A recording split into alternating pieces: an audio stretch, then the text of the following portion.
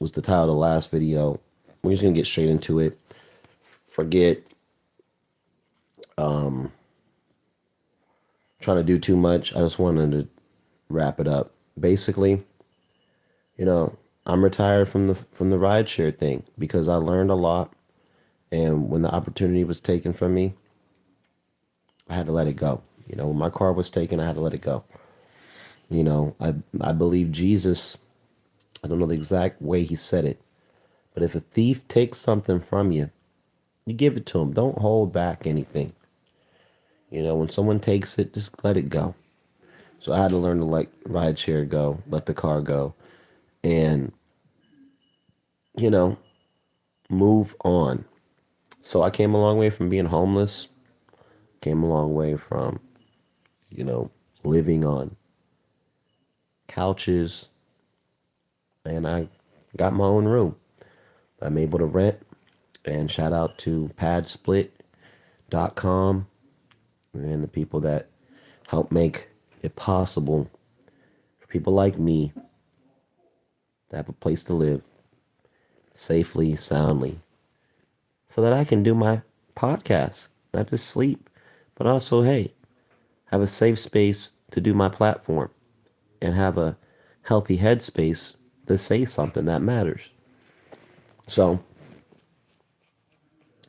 you know, I'm just glad I got that experience. So when I get on here and I have a podcast and I say a lot of stuff, and like I said before, I'm a wordsmith. My last name is Smith. This is the tribe of Benjamin Smith, Benjamin Martin Smith. So, you know, I come from, you know, a place of understanding of people. I've talked to so many people. I always told people I picked up probably over 50,000 people in the backseat of my car. That's a lot of people. That's like a stadium, you know, a good sized stadium. That will fill up any basketball, arena. Any normal sized basketball arena can hold maybe 16 to 20,000. We're talking 50,000 people. That's a lot of people. Two basketball arenas, a football stadium. I know there's big footballs, 80,000, 100,000. 50,000 people, approximately. I'm thinking about, did about 10 to 15,000 rides and sometimes 2.5 people. You do the math, that's just what I can probably count, but I've probably done, honestly, like 20,000 rides. When it comes to off the records, not Uber, not Lyft, just like in general for cash or just help people, give them a ride. Probably 20,000. That's a lot of rides. There's a lot of miles on the road with different individuals, dogs, sometimes pets, people, families. Sometimes it's not just one person I'm picking up, it's two or three or four. So I've done a lot of rides, and I'm no longer a rideshare driver. So now I can sit back in Florida, where I'm from, and talk about, you know, politics and religion and sports and entertainment, and talk about it from a perspective of someone that's drove across this country and lived in California and lived in, not just the West Coast, but the Northwest, Seattle, Washington, Kent, Washington. I took many trips to Portland, Oregon. I've been to Idaho. I've been through Utah. Shout out to Ogden, you know. I slept in my car in Denver, Colorado, for a couple weeks. I was in San Francisco living in hotels for a couple months. My first Airbnb was Berkeley, California, 2015, April. Like, I can give you guys mental receipts and give you the details of my life the past decade, how I was on the road, or whether I was a nomad traveling around, working different jobs, or I became a Lyft and Uber driver and started driving people around. once I got hired in 2016. Everything stopped in 2024. That's 8 years on record, off and on record, because I was driving for the app off and on. Uber let me go in 2018, but Lyft, I kept it going. Uber made a big mistake when they let me go, but I had to deal with the consequence of whatever I signed up for. I apologize to the lady I didn't pick up and didn't pick up her dog. I should have picked her up. I had the wrong mentality at the time.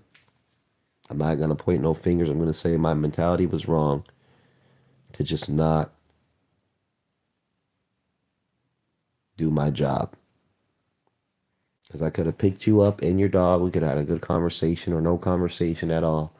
And I could have got you there. And I could have dealt with the hair and the dog smell, whatever it was.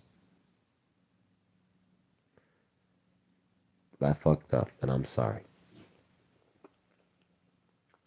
I watched the Dennis Rodman Hall of Fame inductee speech he gave where he just said how fucked up of a person he was, basically, and apologizing and saying things that nobody expected someone on the Hall of Fame to say as their speech. And it's important for me to do the same, especially as this perspective, hey, I'm retired from ride sharing. I can talk about the DoorDashes I did, the Uber opportunities I made or missed. And I'm sorry for that lady for not picking her up, honestly. I know she was blind, I believe, is what I heard. I didn't know at the time she was disabled. I just saw a big furry animal down the street and a dog owner holding it. And I called her. She confirmed she had the dog, and I hung up the phone. I think I might have said okay. Or I just hung up the phone once I got the information I needed. I canceled the ride. And she reported that. However, she reported that. I don't blame her. She did what she had to do. And I had to be deactivated from the platform. And then I was told I would be reactivated, and that was not the case. I was given a permanent deactivation. I tried to get back on years later to no avail. And now anybody who's been deactivated before 2021, don't expect to get back on, because the driver coalition they have now was made post-pandemic, and I was pre-pandemic when I lost the Uber platform. So I let it go to the digital hell that it is, and being thankful my life and my soul is going to spiritual heaven with Jesus.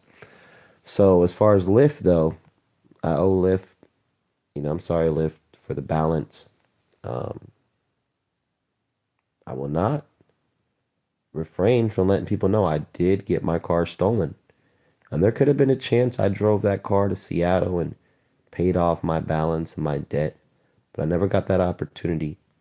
And what was more important is that I was doing God's work over man's work. Working and making money and paying off debt, you're trying to do that for man, it's man's work. But saving your soul away from danger, away from confusion, away from hellfire, and just pleading the blood of Jesus and proclaiming his truth everywhere you go, that's God's job. That's God's mission. And I have to be about my Father's business. So yeah, I got in a lot of debt on the way, and it's no excuse. I believe Jesus has forgiven me of all that debt, and I believe all the debt will be forgiven. Whether now or later, I don't carry the burden of my debts. But I'm thankful that Lyft has not deactivated me, and the balance just remains. I'd take any donation of anyone that wants to help me pay off my balance. And if I ever get enough money and it's thousands and thousands and thousands deposited, I really need $50,000 to start paying off some debts. I really need 100 grand check to pay off some debts. Making two, three, 900 a week is not paying off debts. That's money to live off of and maintain and save for a rainy day. Tens of thousands is needed to really crack these debts and get me back on the road with Lyft or any platform doing deliveries and be debt free. So, this whole Trump administration, I really have a lot of faith that a lot of people's debt's going to be cleared and a lot of people will be given, whether it's a universal basic income or um, subsidies of whatever is needed, food, shelter, the basics. We don't need a whole lot. Transportation to work and back and open common nature spaces to camp and exercise and participate in activities that are legal, you know.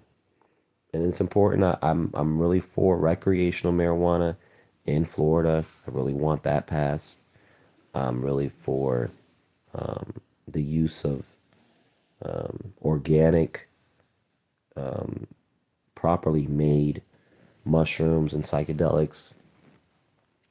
Um, and I'm really just not for any man-made big pharma bullshit that really just is the spirit of pharmakeia, you know? So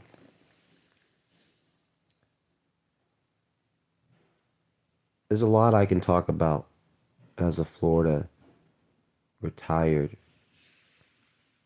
person from rideshare, but I'm still going to work, working for Amazon. I'm thankful for the opportunity and I'm able to sleep and live and exist as a Christian and have a platform to get on from time to time and give you guys updates and let you guys know, hey, I'm here in Florida. I'm not going nowhere.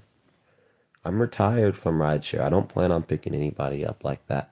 Yeah, a friend here and there with a rental car. That's a whole different story than getting on the road and working for a living, beating that road, as Boss Man D-Lo would say, Mr. Beat the Road. I was beating the road, doing DoorDashes, and whether it was a Uber Eats or deliveries, Instacart, you know, Lyft and Uber. It was a lot, and Craigslist rides and pickups and drop-offs. Over a decade, y'all. 2011 is when I started that industry. I picked up prostitutes. I'll say a lot of prostitutes. I picked them up. A whole lot.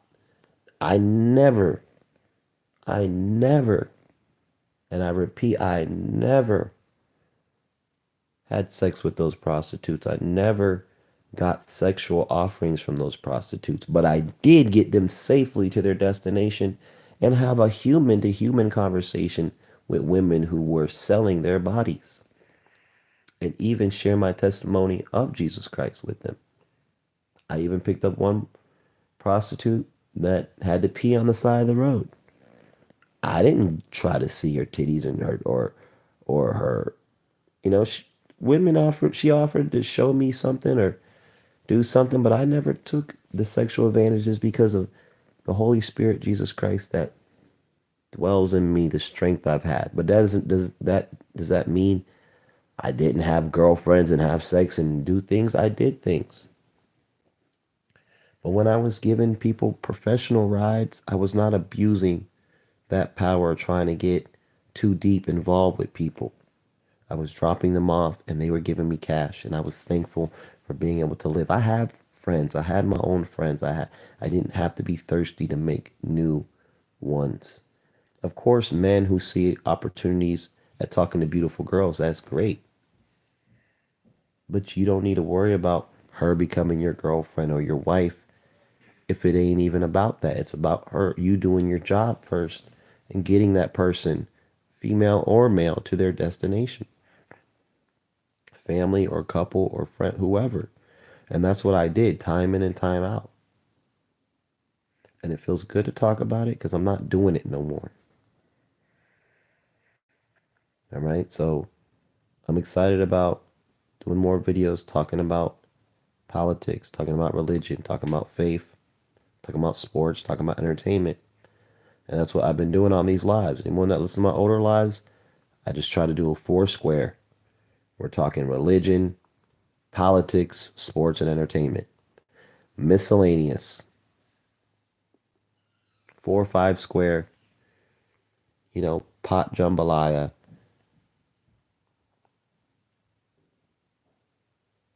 of what I need to say and keep it real simple. So, yeah, y'all, I just wanted to give you guys that information, let you guys know, hey, this is my perspective as a guy living in Florida who's retired from rideshare. In Florida, politics is a heavy conversation in Florida.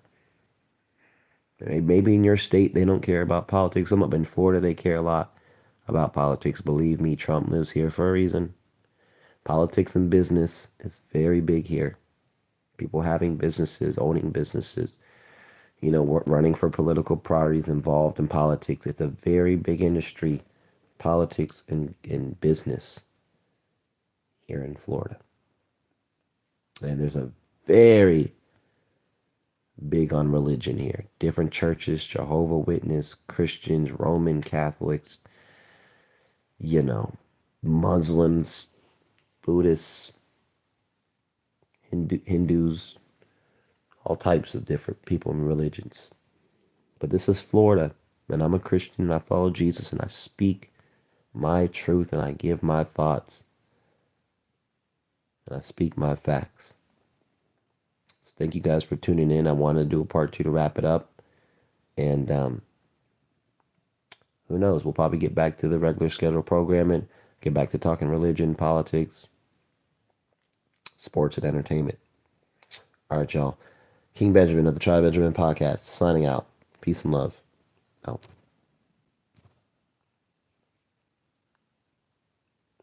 We are right here.